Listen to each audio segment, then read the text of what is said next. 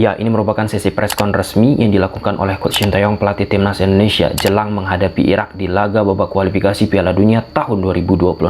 Jordi amat gila. Sebelum lebih jauh, aku apa bosan-bosannya untuk ingatkan teman-teman, ketika teman-teman tonton video ini, jangan lupa tekan tombol like-nya.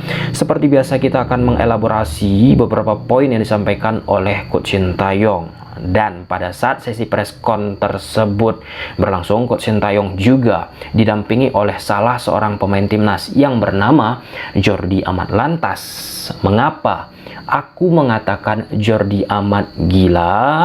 Gila dalam arti konotasi positif. Ya, jawaban-jawaban yang disampaikan oleh Jordi Amat pada saat ditanya oleh awak media, jawabannya itu bukan dalam tataran formalitas, tapi dalam bentuk sebuah analisis.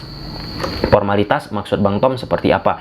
Misal ada sesi preskon sebelum pertandingan, ditanya oleh awak media kepada pemain-pemain tertentu, aku bukan hanya bicara pemain timnas teman-teman, jawabannya itu ya, kami sudah melakukan latihan semaksimal mungkin. Kami akan berupaya menampilkan permainan yang terbaik di pertandingan besok. Kami harap kami bisa melakukannya secara prima dan sejenisnya. Nah, kenapa aku mengatakan itu sebuah jawaban formalitas?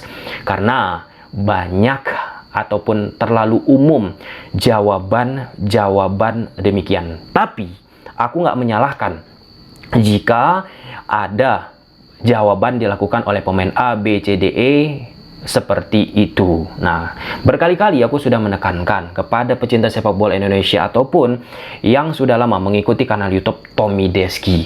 Coba perhatikan, dengar, ikuti sesi preskon sebelum pertandingan ataupun sesudah pertandingan Timnas Indonesia ataupun klub-klub yang teman-teman favoriti. Kenapa? Karena di sesi preskon banyak ilmu-ilmu yang disampaikan oleh seorang pelatih, seorang pemain, andai jawabannya bukan sekedar formalitas. Apa yang bisa kita dapatkan Bang Tom?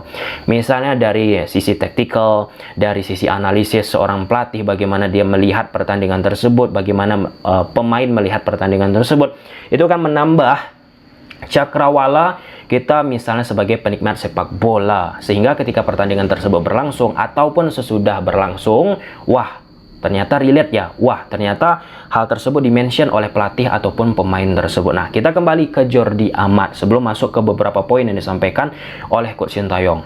Berkelas banget jawaban Jordi Amat. Apa jawaban ataupun analisis yang disampaikan oleh Jordi Amat? Nah, ada beberapa poin disampaikan Jordi Amat saat ditanya oleh awak media perihal Ali Jassim, pemain dari Irak.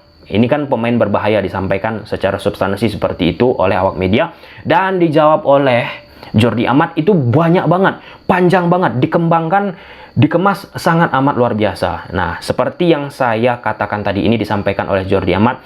Seperti yang saya katakan tadi, karena sebelumnya di awal teman-teman, secara umum Jordi Amat mengatakan striker dari Irak patut harus diwaspadai, sangat-sangat kuat, dan di pertandingan ini menurut Jordi Amat, pemain timnas Indonesia harus bisa mengambil kesempatan sebaik mungkin. Nah, ini soal efektivitas. Ditambah oleh Jordi Amat karena ditanya oleh awak media tadi, sambungannya, mereka, Irak maksud Jordi Amat, punya potensi yang sangat bagus di lini depan. Ini dipertebal oleh Amat, bukan cuma striker. Nah, winger nomor 8 Ibrahim Bayes, ini namanya, kemudian dan nomor 9 Ahmed Yassin juga sangat bagus. Itu statement pertama disampaikan oleh Jordi Amat. Bentuknya itu analisis. Dia menyampaikan siapa-siapa saja pemain yang harus diwaspadai. Nah, kenapa Jordi Amat bisa menjawab hal demikian? Karena Jordi Amat melakukan juga, melihat juga, ataupun disampaikan oleh staf pelatih dari Timnas Indonesia. Dan jika kita perhatikan track record Jordi Amat, ya Jordi Amat termasuk salah seorang pemain yang suka menonton pertandingan Timnas, ataupun menonton performanya di atas lapangan. Nah, analisis selanjutnya disampaikan oleh Jordi Amat.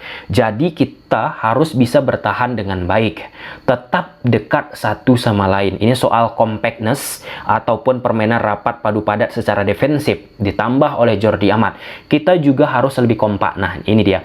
Mencoba untuk tidak membiarkan ada celah di antara lini pertahanan. Nah, lalu ditambah oleh Jordi Amat, Irak juga sangat bagus dalam sisi crossing. Mereka bisa memasukkan bola dengan baik ke kotak penalti. Jadi kami harus ekstra fokus. Semoga dengan kekuatan pemain yang kami punya, kita bisa bertahan dengan baik serta bersaing dengan baik. Nah, jadi dari beberapa pernyataan yang disampaikan oleh Jordi Amat, ini kan sebuah poin-poin yang menarik kalau kita lihat dari preskon yang disampaikan oleh pemain timnas Indonesia. Ketika poin ataupun jawaban tersebut disampaikan dalam sebuah narasi besar, ide dan gagasan yang besar, teman-teman, kita pun bukan hanya sekedar mendengar ataupun menonton preskon tersebut, tapi ada bargaining position yang bisa kita ambil. Contohnya seperti apa, Bang Tom? Ketika Jordi Amat sudah menyampaikan poin-poin tadi, kita akan menyaksikan di hari H di atas lapangannya pada saat timnas Indonesia menghadapi Irak. Contoh, apakah defensif timnas Indonesia bisa menghentikan striker Irak?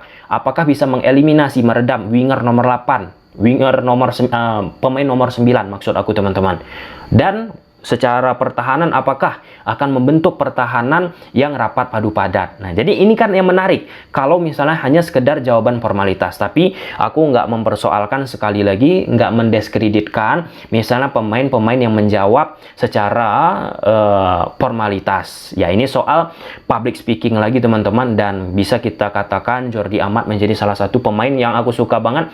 Beberapa sesi preskon ia ikut bersama pelatih timnas Indonesia, memberikan warna baru atas sikap jawaban yang ia tampilkan. Nah, gimana menurut teman-teman soal jawaban-jawaban formalitas dari seorang pelatih ataupun pemain pada saat sesi preskon? Kita bukan hanya bicara timnas, teman-teman. Apakah teman-teman suka seperti itu atau lebih suka jawaban seperti yang disampaikan oleh Jordi Amat? Coba silahkan tulis di kolom komentar. Nah, kita masuk ke beberapa poin yang disampaikan oleh Coach Sintayong.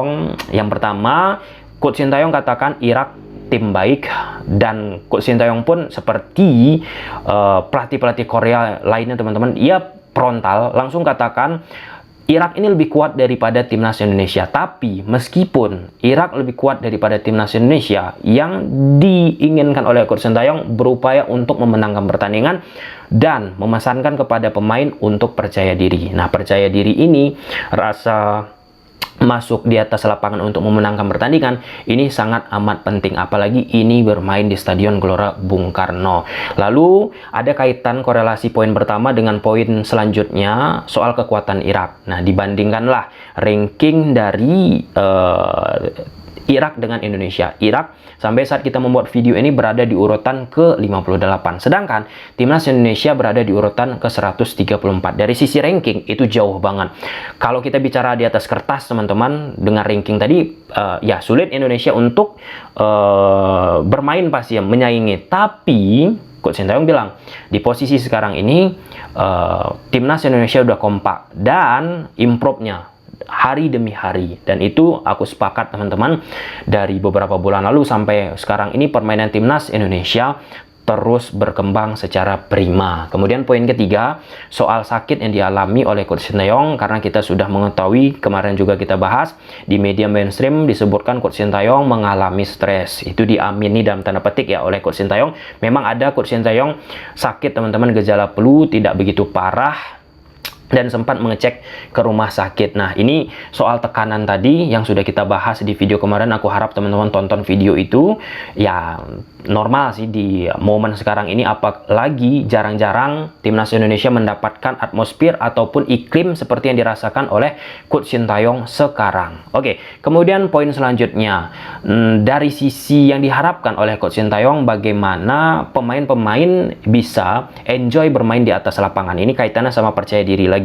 Ranking FIFA nggak itu hanya sekedar angka. Nah, itu soal ranking FIFA ini pun hanya sekedar angka ini, ya ini sering memang kita dengar teman-teman. Contoh bahkan saat menghadapi Argentina kan muncul juga ranking FIFA, ranking itu hanya sekedar angka. Tapi kita pun harus juga menghargai, dan Coach Sintayong juga menghargai kok skuad dari Irak teman-teman. Mereka kuat, lebih kuat bahkan dari timnas Indonesia. Tapi yang akan membedakan nanti rasa percaya diri pemain di atas lapangan. Di sisi lain, counter pun disampaikan oleh pelatih Irak. Pelatih Irak menargetkan di 2 pertandingan terakhir Irak harus menang dan memberikan penampilan terbaik di atas lapangan. Dan di ujungnya, bukan di ujungnya, di poin lainnya, pelatih Irak katakan ini akan menjadi pertandingan sulit. Tentu pertandingan sulit teman-teman, karena timnas Indonesia pun seperti yang sudah kita lihat di beberapa headline kebelakangan ini, menargetkan juga, mengupayakan juga memberikan pertandingan terbaik, menghasilkan permainan ataupun